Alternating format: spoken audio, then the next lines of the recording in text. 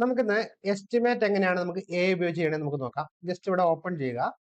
Open ചെയ്ത് കഴിയുമ്പോഴത്തേക്ക് നമുക്കിവിടെ ഫ്ലോർ പ്ലാൻ അപ്ലോഡ് ചെയ്യാനാണ് പറയുന്നത്. അപ്പൊ ഇത് നമ്മുടെ കമ്മ്യൂണിറ്റി മെമ്പർ ആയിട്ടുള്ള മിസ് ടോളി നമ്മുടെ ഫ്ലോർ പ്ലാൻ ഡിസൈൻ ചലഞ്ച് ചെയ്തേക്കുന്ന ഒരു ഫ്ലോർ പ്ലാൻ ആണ്. അപ്പൊ നമുക്ക് ഇതൊന്ന് അപ്ലോഡ് ചെയ്യാം. അപ്പം ആദ്യമേ തന്നെ ഇവിടെ കൊടുക്കാൻ തരുന്നത് ഹൗസ് ആണോ വില്ല ആണോ അതുള്ള കാര്യമാണ് ചോദിക്കുന്നത്. അപ്പൊ നമുക്ക് ഹൗസ് ആണ്. നമ്പർ ഓഫ് ഫ്ലോർസ് എത്രയാണെന്നാണ് ചോദിക്കുന്നത്. അതുപോലെ തന്നെ നമുക്കിപ്പോൾ ഒന്നിൽ കൂടുതൽ ഉണ്ടെങ്കിൽ നമുക്ക് അവിടെ ഇത് ചെയ്യാം. അതുപോലെ ബിൽഡപ്പ് ഏരിയയും കാര്യങ്ങളൊക്കെ ഓട്ടോമാറ്റിക് ആയിട്ട് അത് ജനറേറ്റ് ചെയ്യും. ഇനി എന്തെങ്കിലും നമുക്ക് ചേഞ്ചസോ കാര്യങ്ങളോ ഉണ്ടെങ്കിൽ നമുക്ക് ഇവിടെ ചെയ്യാം.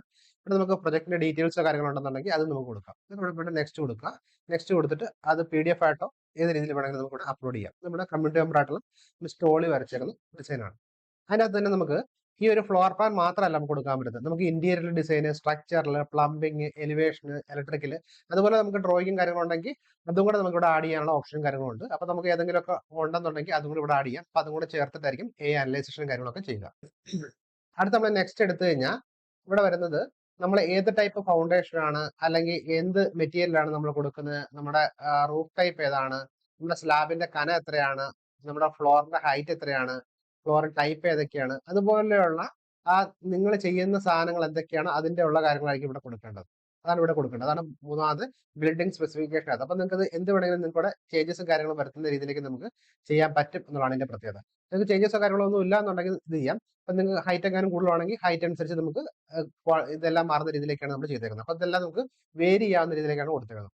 അടുത്ത് നമുക്ക് ഇവിടെ ജനറേറ്റ് കൊടുക്കുന്നതിന് മുമ്പായിട്ട് ഇവിടെ വന്നു കഴിഞ്ഞാൽ അഡ്വാൻസ്ഡ് ലെവലിൽ പോകുന്നുണ്ട്. അഡ്വാൻസ്ഡിൽ പോയി കഴിഞ്ഞാൽ നമുക്കിവിടെ ഓരോന്നിനും കൊടുത്തിട്ടുണ്ട്. അപ്പൊ സ്ട്രക്ചറിന്റെ എന്താണ് അതിന്റെ ഉള്ള ഡീറ്റെയിൽസ് എല്ലാം കൊടുത്തിട്ടുണ്ട്. അതുപോലെ തന്നെ റേറ്റ് ഉൾപ്പെടെ, ലേബർ റേറ്റ് ഉൾപ്പെടെ, എക്സ്കവേഷൻ എത്രയാണ്, PCC എത്രയാണ്, RCC ആണ്, മാസ്റ്റർ എത്ര, ഇതുപോലുള്ള എല്ലാത്തിനകത്ത് നമുക്ക് എന്ത് വേണമെങ്കിലും നമുക്ക് ഇവിടെ ചേഞ്ചസും കാര്യങ്ങളും വരുത്തണമെങ്കിൽ ഇവിടെ ഓട്ടോമാറ്റിക് ആയിട്ട് ഇവിടെ നമുക്ക് ചേഞ്ചസ് വരുത്താം. അതുപോലെ തന്നെ ഇവിടെ നമുക്ക് സ്ട്രക്ചർ സെലക്ഷൻ്റെ അകത്ത് നമുക്ക് ഗ്രേഡ്സിന്റെ അകത്ത് നമുക്ക് ചേഞ്ചസ് വരുത്തണമെങ്കിൽ നമുക്ക് ഇവിടെ ചേഞ്ചസ് വരുത്താൻ പറ്റുന്ന രീതിയിലേക്കാണ് കൊടുത്തത്. ഇതെല്ലാം നമ്മൾ നോക്കിയിട്ട് നിങ്ങൾ ഒരു പ്രൊഫഷണൽ ആയിട്ട് ആളുകൾക്ക് നിങ്ങൾ സാധാരണ ചെയ്യുന്ന ഏതാണോ അതനുസരിച്ച് നിങ്ങൾക്ക് ചേഞ്ചസും കാര്യങ്ങളും വരുത്താം. അങ്ങനെ നിങ്ങൾ ചേഞ്ചസ് വരുത്തിയതിനു ശേഷം മാത്രം നിങ്ങൾ പോയിട്ട് ഇവിടെ ഡീറ്റെയിൽഡ് BOQ എന്നുള്ള ക്ലിക്ക് ചെയ്ത് ജനറേറ്റ് BOQ എന്ന് കൊടുക്കാം. ഇത്രേ ഉള്ളൂ. ഇവിടെ നിങ്ങൾ ശ്രദ്ധിക്കേണ്ട ഒരു കാര്യം എന്ന് പറഞ്ഞാൽ റൂമിന്റെ bed type top left 426 × 306. Okay, നമ്മളിവിടെ പോയിട്ട് നമ്മുടെ ഈ പ്ലാൻ എടുത്തിട്ട് നമുക്ക് ഈ കൊടുത്തേക്കുന്ന അളവുകളും ഇത് കൃത്യമായിട്ടാണോ മാച്ചിങ് ആയിട്ടാണോ വന്നത് നോക്കണം കേട്ടോ. 426 × 306 എന്ന് പറയുന്നതാണ് ബെഡിന്റെ അളവ് വന്നേക്കുന്നത്. നമുക്കിവിടെ നോക്കാം 426 × 306. അത് കഴിയുമ്പോഴത്തേക്കും നമുക്ക് കിച്ചൺ 426 × 306 തന്നെയാണ് വന്നത്. ഇവിടെ കിച്ചൺ 426 × 306. ഓക്കെ, അത് കഴിയുമ്പോഴത്തേക്കും നമുക്ക് ഇവിടെ വന്നിങ്ങനെ ഫാമിലി ലിവിംഗ് 528 × 348. ഫാമിലി ലിവിംഗ് 528 × 348 ആണ്. ഇവര് പിന്നെ വാസ്തുപ്രകാരമായിട്ട് ചെയ്തേക്കുന്നതുകൊണ്ട് ഓരോന്നിനും കോൽക്കണക്ക് ഉൾപ്പെടെ അവർ ചെയ്യുന്നു മാത്രം. ഇവിടെ നമ്മൾ ചെയ്യാൻ നേരത്ത് ഇതേപോലെ നമ്മൾ കൊടുത്തേക്കുന്ന റൂമുകൾ മാസ്റ്റർ ബെഡ്റൂം 426 × 330. അപ്പൊ ഈ കൊടുത്തേക്കുന്ന നമ്മുടെ റൂമിന്റെ അളവുകൾ തന്നെയാണ് ഇവിടെ പിക്ക് ചെയ്ത് ഓട്ടോമാറ്റിക് ആയിട്ട് വന്നതെന്നുള്ളതാണ് നമ്മൾ നോക്കേണ്ടത്. അതനുസരിച്ചായിരിക്കും ഇവിടെ എല്ലാ സാധനങ്ങളും ഇവിടെ ജനറേറ്റും കാര്യങ്ങളും വരിക. അപ്പൊ ഓട്ടോമാറ്റിക് ആയിട്ട് ഇത്രയും കാര്യങ്ങൾ ജനറേറ്റ് ചെയ്ത് വന്നു. ഓക്കെ, എന്നിട്ട് നമുക്കിത് എഡിറ്റ് ചെയ്യണമെന്ന് വിചാരിച്ചു. അപ്പൊ നമുക്ക് എഡിറ്റ് ചെയ്യണമെന്നുണ്ടെങ്കിൽ നമുക്ക് എന്ത് ചെയ്യാൻ പറ്റും? ജസ്റ്റ് ഇത് ഇവിടെ പോയിട്ട് എക്സൽ എന്നുള്ള കൊടുത്താൽ മതി. അപ്പൊ എക്സൽ കൊടുക്കാൻ നേരത്ത് ഇത് നമുക്ക് എക്സൽ റിപ്പോർട്ടിലേക്കായിട്ട് നമുക്കിത് ജനറേറ്റ് ചെയ്ത് തരും. ആ ജനറേറ്റ് ചെയ്ത് വരുന്ന എക്സൽ റിപ്പോർട്ടിന്റെ അകത്ത് നമുക്ക് എഡിറ്റിംഗ് കാര്യങ്ങളും ചെയ്യാം. ആ രീതിയിലാണ് ചെയ്തേക്കുന്നത്. ഇനി നമുക്ക് PDF ഫയലിലേക്ക് വേണമെന്നുണ്ടെങ്കിൽ ജസ്റ്റ് ഇവിടെ PDF എന്ന് പറഞ്ഞ് കൊടുത്തു കഴിഞ്ഞാൽ അത് 23 പേജുള്ള ഡീറ്റെയിൽഡ് ആയിട്ടുള്ള പ്രിന്റ് ചെയ്യാൻ പറ്റുന്ന രീതിയിലേക്ക് നമുക്ക് എത്താൻ പറ്റും. ഇപ്പൊ നമ്മൾ എക്സലിലേക്ക് പോയി കഴിഞ്ഞാൽ കണ്ടോ, എക്സൽ 6 ഷീറ്റ് എന്ന് പറഞ്ഞാൽ നടക്കുന്നത്. ഇവിടെ നമുക്ക് ജസ്റ്റ് എക്സലിൽ ക്ലിക്ക് ചെയ്ത് കഴിഞ്ഞാൽ നമുക്കത് പ്രിന്റ് ചെയ്യാൻ പറ്റും, അല്ല എക്സലിലേക്ക് നമുക്ക് ചേഞ്ച് ചെയ്യാൻ പറ്റും. ഞാനിവിടെ എക്സലിലേക്ക് വന്നു, അവിടെ ക്ലിക്ക് ചെയ്യുന്നു.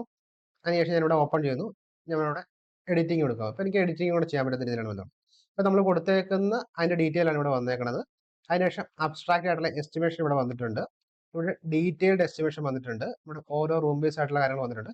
ഇവിടെ എക്സൽ ഷീറ്റ് ആകുമ്പോഴത്തേക്കും നിങ്ങൾക്ക് ഈസി ആയിട്ട് നിങ്ങൾക്ക് ഇവിടെ ചേഞ്ചസും കാര്യങ്ങളും വരുത്താൻ പറ്റും. മെറ്റീരിയൽ സമ്മർ ഇവിടെ കൊടുത്തിട്ടുണ്ട്, ലേബർ സമ്മർ കൊടുത്തിട്ടുണ്ട്, അടുത്ത് കോസ്റ്റ് സമ്മർ കൊടുത്തിട്ടുണ്ട്. അപ്പൊ ഇതിനകത്ത് എവിടെ വേണമെങ്കിലും നിങ്ങൾക്ക് എന്തെങ്കിലും ചേഞ്ചസോ കാര്യങ്ങളോ ഉണ്ടെന്നുണ്ടെങ്കിൽ എക്സൽ ഷീറ്റ് ആയിട്ട് ഈസി ആയിട്ട് ചെയ്യാൻ പറ്റും. അപ്പൊ ശരിക്കും പറഞ്ഞാൽ ഒരു 5 മിനിറ്റ് കൊണ്ട് നമുക്ക് ഈ ഡീറ്റെയിൽഡ് എസ്റ്റിമേഷൻ വരെ നമുക്ക് ചെയ്യാൻ പറ്റും എന്നുള്ളതാണ് ഇതിന്റെ പ്രത്യേകത.